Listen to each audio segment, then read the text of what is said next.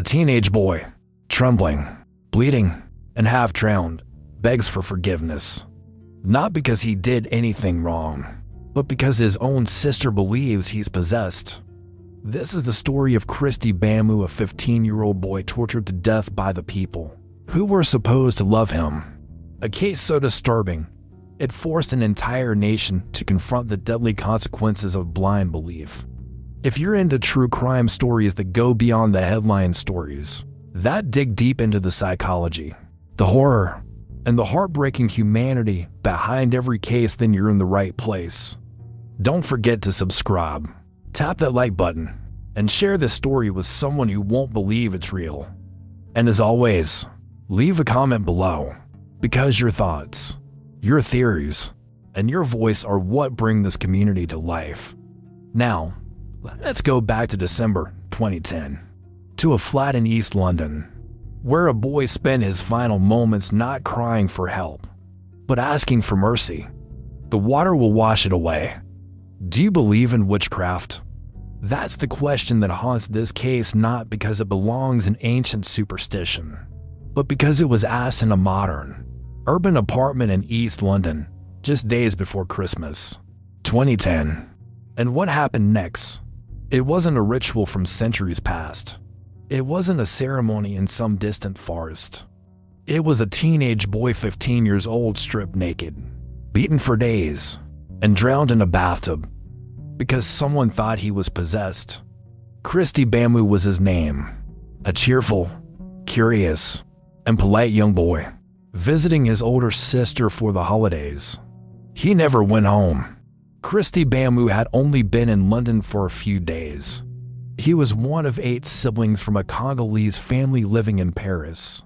That December, Kristy, along with 2 of his brothers and 2 of his sisters, had traveled to the UK to spend Christmas with their older sister Magli, who lived in an East London apartment with her boyfriend, Eric Bakubi. Kristy wasn't a troublemaker. His teachers described him as kind-hearted and quiet. His classmates thought he was shy, but friendly.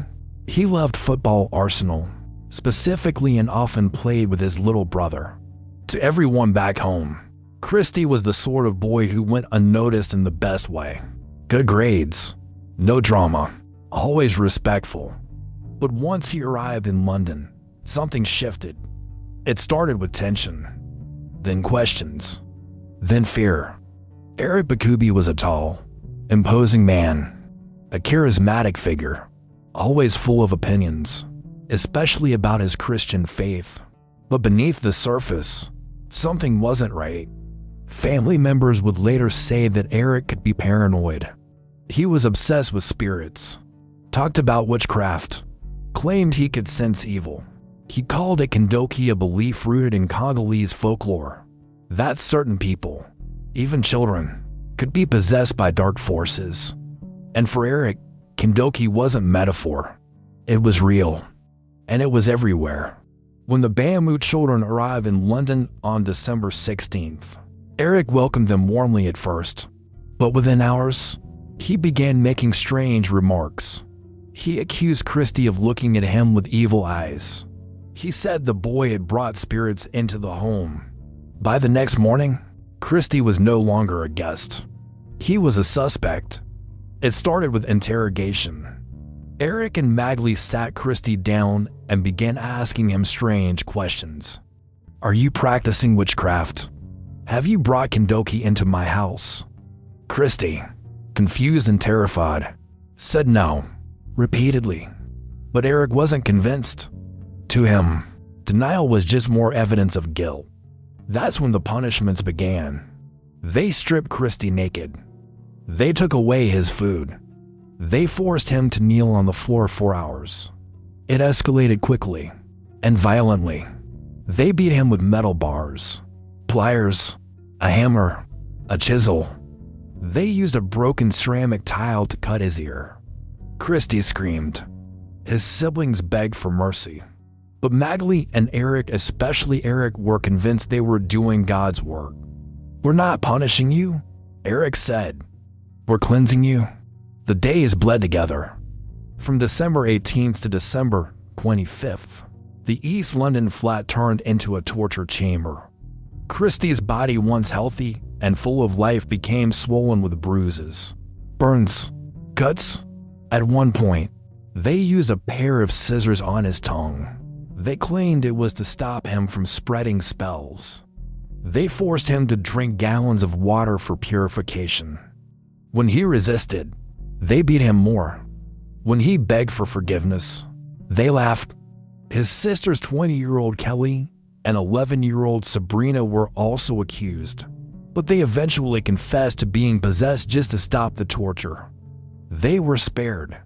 Kristy didn't confess, not because he was brave, not because he was stubborn, but because he didn't understand what they wanted him to say. And so, the beatings continued. On Christmas Day, 2010, Kristy could barely stand. His body had shut down. His injuries were catastrophic, but Eric wasn't finished. He dragged Kristy into the bathroom. "You need cleansing," he said. "The water will wash away the spirits."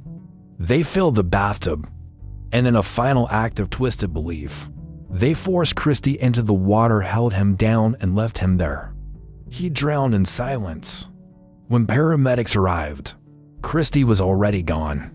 There were over 130 separate injuries on his body. His teeth had been smashed in, his face disfigured, his lungs filled with water.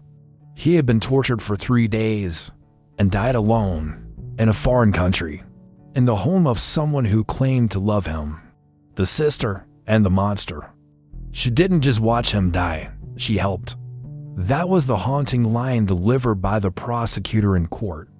Because this wasn't just a story about one man descending into madness. It was about the people, a couple, a team. One led the assault, the other didn't stop it, and her name was Kristy Bamu, Kristy's own sister. On the surface, she was everything a family might be proud of. At 28 years old, Kristy had left France to study and build a life in London. She lived in a modest apartment in Newham, worked retail jobs, and was known for being polite, reserved, and responsible. Friends described her as quiet. She never raised her voice. She kept to herself. She was normal. But behind closed doors, in the privacy of her relationship with Eric Bakubi, Kristy was different. Submissive, withdrawn, deeply under his control. Or at least that's what her defense would later argue. But what the court found was something darker. Kristy didn't just enable Eric's violence, she joined in. Eric Bakubi and Kristy had been together for several years. They met through mutual Congolese friends in London and quickly bonded over culture, religion, and identity. But their relationship was far from healthy. Eric was controlling, especially when it came to his beliefs. He was obsessed with Kindoki, the Congolese belief that witchcraft could infect families, causing illness, bad luck, even death. In Congo, there are regions where child witchcraft accusations are tragically common, with devastating consequences. Eric brought the belief with him to London, and Kristy embraced it. They both began seeing signs in their visitors. Kristy's behavior, the way he looked at them, the way he refused to confess. To outsiders, it was delusion. To them, it was war, a spiritual war. In the days leading up to Kristy's death, the apartment was filled with noise, screams, crying, prayers shouted in desperation. But what's most chilling is the presence of other children in the flat. Kristy's younger siblings, including a 13-year-old brother and 11-year-old sister, were there. They saw everything. They watched their brother be beaten, ridiculed, drowned, and they were next until they gave in. In court, Kristy's 20-year-old sister Kelly described what happened. "We were told to confess that we were witches, that we had evil spirits in us. We were hit. Eric said we were cursed. Kristy said she saw it in our eyes." Kelly admitted to pretending. She broke under the pressure, said she was possessed just to survive. But Kristy never lied. and that's why they believed the devil was still inside him. Police later cataloged the items found in the apartment: hammer, chisel, metal bar, broken tiles, screwdriver, ceramic bathroom plate, knife, pliers. None of these were randomly picked. They were selected, laid out, used intentionally. Eric wasn't in a rage. He was on a mission. And Magali, she never called for help, never opened the door, never whispered a warning to her siblings. Instead, she brought the tools to Eric and watched her brother slowly disintegrate in front of her. By Christmas morning, Kristy was beyond recognition. He couldn't walk, couldn't sit up, could barely breathe. And yet, Magali and Eric still insisted the spirits weren't gone. They said he needed cleansing by water. And then, they placed him in the bathtub. The flat was silent. No one called 999 until it was too late. When police arrived, they were met with a scene of horror. The smell of blood, the silence, and Kristy's body, lifeless in the tub. Said one officer, "It didn't feel like we were in London. It felt like we'd stepped into another world." Eric was arrested immediately. In the first few hours, he barely spoke. Then suddenly, he snapped, talking non-stop about demons, witchcraft, spirits. Psychiatrists were called in. Eric claimed he wasn't guilty because he was saving Kristy's soul. He called it an exorcism. When asked why Kristy had to die, Eric responded, "He was already gone. The demon had taken him. I had to finish it." But the court wasn't swayed. Voices from the dead. We begged them to stop, but they said the devil wasn't done yet. That haunting testimony didn't come from a stranger. It came from Kristy's 13-year-old brother, a boy forced to watch his older sibling be tortured for days, and made to believe he might be next. This is where the case stopped being a private nightmare and became a public reckoning. Because when the truth finally came out, it wasn't the police who told the world what happened in that London flat. It was the children. Kristy's siblings, 3 of them, had all flown from Paris to London with him. They were supposed to spend Christmas together. But what they walked into wasn't a home. It was a house ruled by fear, suspicion, and superstition. On the witness stand, the youngest, an 11-year-old girl, gripped a teddy bear as she described how Eric began asking strange questions their first night. He asked if we had seen strange things, if we had dreams, if we heard voices. He told us we were witches. At first, the children laughed it off, but then came the beatings. The siblings described being separated, interrogated for hours. Kristy, being the oldest, got the worst of it. He refused to confess, refused to lie. His brother, Dion, too scared, cracked. He told the court, "I said what they wanted, that I had powers, that I did bad things. I lied so they would stop hitting me." His voice trembled as he recalled watching Kristy being dragged by his ankles, his mouth bleeding, his face swollen. I asked Magali to help him. She told me to shut up.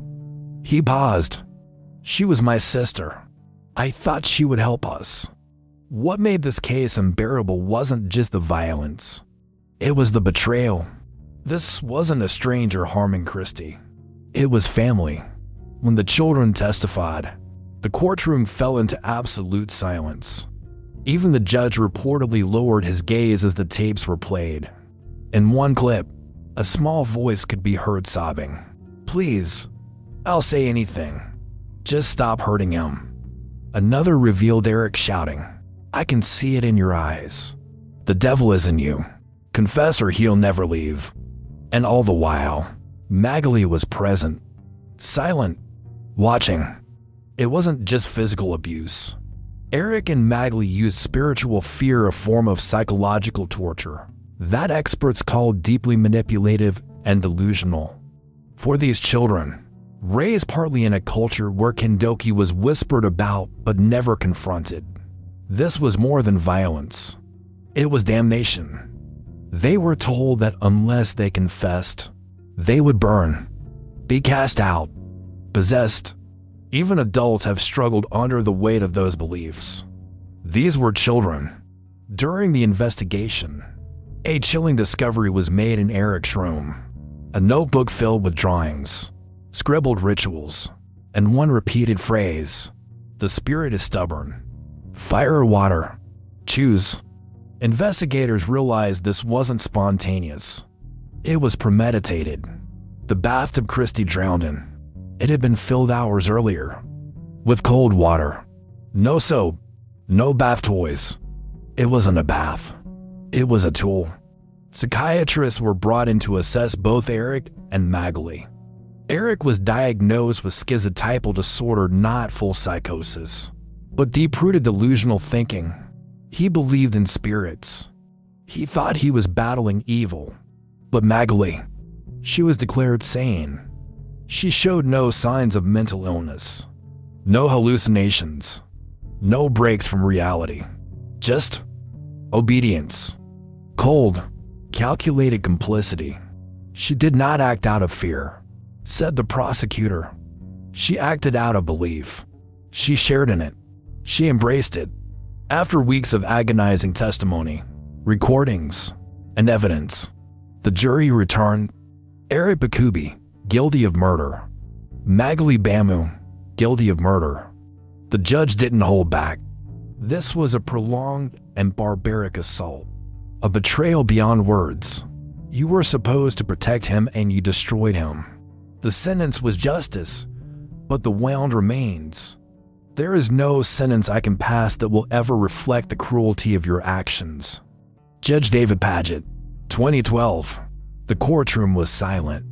As the judge spoke those words, even the air seemed to still.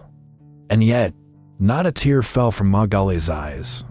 Not a flinch from Eric. Just cold faces. Stone expressions. As if they still believed they were right. But that day, the justice system spoke for Kristy Bamu, and the world finally heard his story. The trial lasted over a month. Each day brought new horrors, as the jury heard about the torture, terror, and twisted beliefs that led to the death of a 15-year-old boy. Outside the courtroom, journalists called it one of the most shocking murder cases in British history. Inside, Kristy's parents Fabian and Pierre sat stone-faced, their grief unspeakable. "I lost 2 children that day," Fabian later said. "One to death, one to madness." They had sent their kids to spend Christmas with family. They never imagined they'd be burying one and testifying against another. On March 5th, 2012, Judge Paget delivered the sentencing. Eric Bamu was sentenced to a minimum of 30 years in prison for murder. Magali Bamu received a minimum of 25 years. The judge acknowledged Eric's mental condition, but clarified, "You may suffer from delusions, but you knew what you were doing. You knew it was wrong. You were lucid. You planned it." As for Magali, the words were even more scathing. "You did nothing to save your brother. You joined in the attacks. You had chances to stop. You never took them." In the final days of the trial, the prosecution revealed one last item: a handwritten letter from Kristy. It was never sent. Found in the bedroom he had been locked in. The letter was a heartbreaking mix of confusion and hope. "Dear Mama and Papa, please tell them I am not a witch. I love you. I don't know what I did wrong." The courtroom wept. Even the stenographer's hands reportedly trembled as the letter was read aloud. But Magali, she looked away. For Kristy's parents, the grief was doubled. They had to speak at the sentencing, and their victim impact statements were filled with devastation. Kristy was the gentlest of our children. He was sensitive. He loved music. He wanted to be a teacher. Now, our home is full of silence. He will never come back. They describe how Kristy's younger siblings were left traumatized. One of them still refused to speak about Christmas. Another had nightmares of water, waking up screaming for Kristy. "We are a broken family," said Pierre. And it was our own blood who broke us. When the sentence was handed down, the media exploded. Witchcraft murder. The headlines read, brother tortured to death by his own sister. But beyond the outrage, something deeper began to stir. People began to question, how could this happen in modern London in 2010? The answer wasn't simple, but it was chilling. This case ripped open a dark truth. While many dismiss witchcraft as superstition, there were communities right here in the UK where belief in demonic possession, kindoki, and exorcism still held terrifying influence. Scotland Yard confirmed it had dealt with dozens of similar abuse cases related to witchcraft or spirit possession in recent years. Kristy's murder wasn't isolated. It was a symptom. One detective from the Child Abuse Investigation Unit said, we see children branded as witches, beaten, starved, abandoned, and no one talks about it until it's too late. The apartment where Kristy died has since been vacated. New tenants refused to move in. Some said the bathroom stayed cold, even in the summer. But the ghost that truly haunts this case isn't supernatural. It's the realization that this could happen again. That blind belief, when mixed with paranoia, control, and cruelty, can twist even a sister into an executioner. The shadow of kindoki. We thought we'd left the darkness behind when we left our home country. But it followed us. It always does. Testimony from a Congolese mother in London, long before Kristy Bamu was tortured in a London flat. Before the water turned red, before the word witch was spat through clenched teeth, there was a belief older than borders, deeper than logic, and powerful enough to kill. In much of Central and West Africa, especially the Democratic Republic of Congo, kindoki is the word used to describe witchcraft or sorcery. But it's not like the broomsticks and spells image from Halloween. It's far darker. It's spiritual warfare. People believe kindoki can possess a child and cause them to bring illness to a family, make a sibling jealous and spiritually curse another, infect objects, even homes, with invisible evil. And the worst part, it often targets the most vulnerable, children, especially those who are sick, introverted, or simply different. In communities where resources are scarce, where poverty, illness, and tragedy strike often, it's easier to look for a reason, something or someone to blame. Enter the self-styled prophets and pastors. These individuals, many untrained and unregulated, claim divine insight. They tell families their child is possessed, that the evil must be driven out, that beating, starvation, or isolation will purify the spirit. One former pastor in Kinshasa confessed, they come to me and say, my son is sick, my daughter is angry, and I say, it must be the devil. They want answers. I give them fear. In the early 2000s, the UK saw a rise in immigration from African nations, particularly the DRC, Angola, and Nigeria. Families brought culture, language, traditions, and sometimes their fears. Social workers and investigators in London's inner boroughs began noticing disturbing patterns. Children isolated by their families, unexplained injuries labeled discipline, pastors advertising deliverance rituals. In 2001, an 8-year-old Angolan girl named Victoria Climie was tortured and killed by relatives who believed she was possessed. It sparked national outrage. But little changed. 9 years later, Kristy Bamu, Detective Inspector Caroline Mallet, who led Kristy's investigation, said this wasn't just a murder case. It was a cultural earthquake. She went on to warn that abuse masked as exorcism was happening under the radar, behind closed doors, in council flats and modest homes, in communities too afraid or ashamed to speak out. One charity worker recounted, we met a boy who'd been forced to drink bleach to cleanse the spirits inside him. Another described a girl locked in a cupboard for weeks because her aunt thought she was cursed. These weren't isolated incidents. They were a pattern, a crisis hiding in plain sight. Not all churches in these communities promote abuse. Many work tirelessly to help immigrants adjust to life in the UK, to support vulnerable children, to preach compassion. But some especially fringe evangelical churches became breeding grounds for spiritual hysteria, often unregistered and operating out of homes or abandoned buildings. These churches offered loud, emotional services, so-called prophets claiming to detect demons, paid deliverance sessions. Sometimes, those sessions ended in assault, neglect, or worse. The fear was real, but it was being weaponized. In the years leading up to Kristy's death, Kristy Bamu showed signs of instability. Friends said she spoke obsessively about evil spirits. Eric, too, had outbursts of paranoia convinced that evil surrounded him. But no one intervened. Kristy's siblings later said they were too afraid to speak. They thought this was normal. And the schools, neighbors, and community leaders, they saw nothing, or chose not to.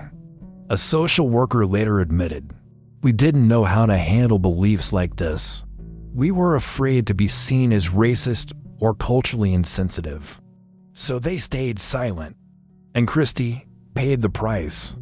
After Kristy's case, new guidelines were issued to schools and social workers across the UK. How to recognize signs of belief-based abuse. How to approach families with cultural sensitivity but firm protection. How to involve law enforcement early.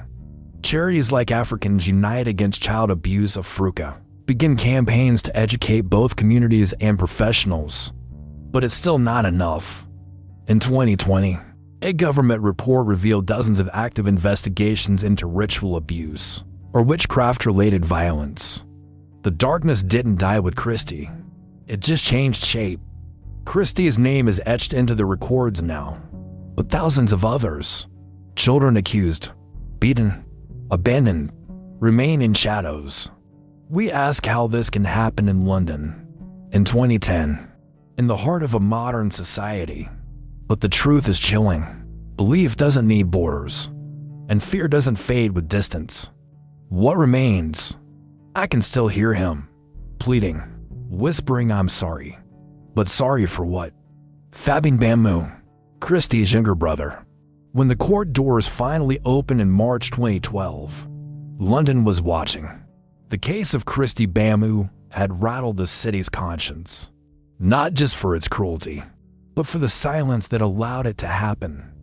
The trial was long, painful, and devastating in its revelations. But even in a courtroom filled with grief, there were still moments no one was prepared for. Eric Bakubi stood motionless as the jury foreman read the decision. Guilty of murder. He showed no emotion. Neither did Kristy Bamu as the second verdict came down. Guilty of murder. The judge, Justice David Paget, didn't mince words. It was a prolonged attack, a merciless assault, a betrayal of trust so deep it chills the soul. This was not just murder. It was torture.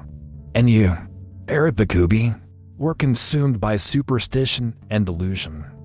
Eric was sentenced to a minimum of 30 years in prison. Kristy 25 years. They would both spend the rest of their adult lives behind bars. But for Kristy's family, that wasn't closure. Not really. Because what they lost can't be measured in years. Fabian and Kelly, Kristy's brother and sister, had sat in that room, watched their brother die, begged for mercy, and received none. After the verdict, they were placed in foster care, away from the spotlight, away from the trauma, but not away from the memories. In a later interview, Fabian said, "Every time I hear water run, I remember him. We were just kids, and no one listened." Kelly refused interviews. She hasn't spoken publicly since. Their lives are permanently split into before Kristy and after. Pierre and Jacqueline Bamu believed they were giving their children a better future. They sent them to stay with family, to experience Christmas in the UK, to feel safe. They had no idea they were sending them into a nightmare. When news of Kristy's death reached them, they were shattered. My son was everything. I cannot describe the hole he left in our home. We trusted our own daughter, and she took him from us. In court, Jacqueline collapsed in tears. The pain of betrayal layered upon grief. They left London shortly after the trial. No one knows where they live now, but in a way, they'll never leave the moment. The location of Kristy's final moments still exists. 23 Flat Walk, Newham. Just an ordinary flat in a low-rise council estate. You could walk past it today and never know what happened inside. But the walls remember, the neighbors remember, and the investigators who first walked in will never forget. Detective Inspector Caroline Malik gave a statement years after the trial. I've investigated homicides, but nothing prepared me for this. What struck me most wasn't just the violence. It was the belief that justified it.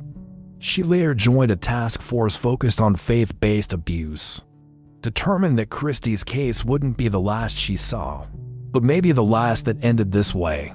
Kristy's death sparked nationwide awareness campaigns in the UK. Police were given new training to identify ritual or belief-based abuse. Social workers were urged to ask hard questions even when it involved cultural beliefs. Schools were taught to spot signs of spiritual accusations in immigrant children. Charities like Afruka, the Victoria Climby Foundation, and others doubled down on outreach. But progress is slow. As of 2023, more than 10 cases involving witchcraft-related abuse have been recorded across the UK since Kristy's death. And those are just the ones we know about. Eric and Magley are behind bars. The system reacted after the fact. But what about the church leaders who fed the fears? The so-called prophets who whispered about demons and children? Many still operate today. Many still charge money to deliver families from evil. And too many parents, overwhelmed and frightened, still turn to them, instead of to doctors, counselors, or teachers. So we ask again, was justice really served? Or was it only a reaction to a tragedy we allowed to happen? Kristy was 15. He loved football. He liked music and joking with his siblings. He was shy, quiet, kind. He wasn't a witch. He was a child. And the fact that we must even say that out loud is the real horror. So many true crime stories begin with a monster in the dark, a stranger, a stalker, a killer hiding in the shadows. But this story, this one began in a family, with trust, with belief, with a ritual wrapped in love and fear, until it turned fatal. It's easy to say, that would never happen to me. But belief doesn't ask permission, and fear doesn't knock before it enters a home. So maybe the real question is, what are we willing to believe when we're desperate to explain the unexplainable? And if someone told you your child was cursed, how far would you go to protect them, even from themselves?